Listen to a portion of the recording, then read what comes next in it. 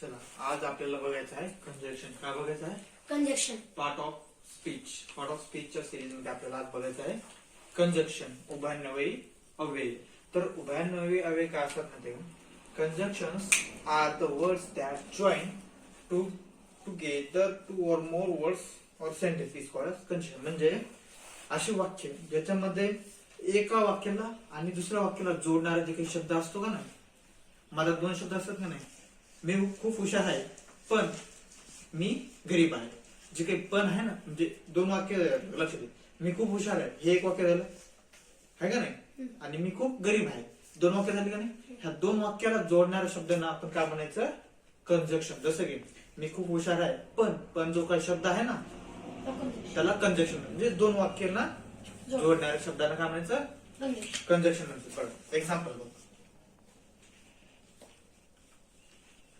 Ram is rich boy, but he is selfish.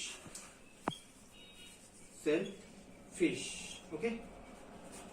ह्याच्यात ओळखून दाखव. Okay? Ram is a rich boy. Ram कसा आहे? श्रीमंत आहे. But he is a selfish. तो कसा आहे? स्वार्थी आहे. कसा आहे? हे का दोन वाक्य आहेत का ह्याच्यात?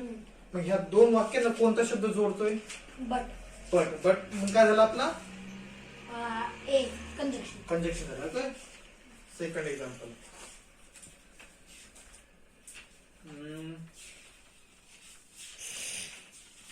शी इज अ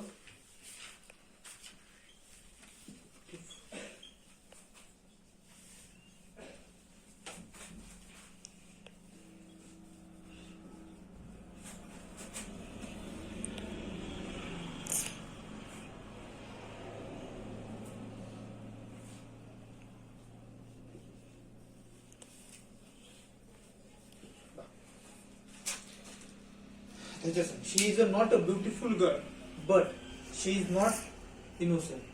ती काय? शी इज अ ब्युटिफुल गर्ल. ती कशी आहे?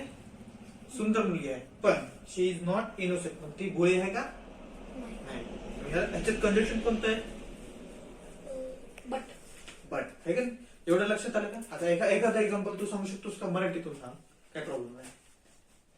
आता राम खूप हुशार मुलगा आहे पण तो खूप गरीब आहे.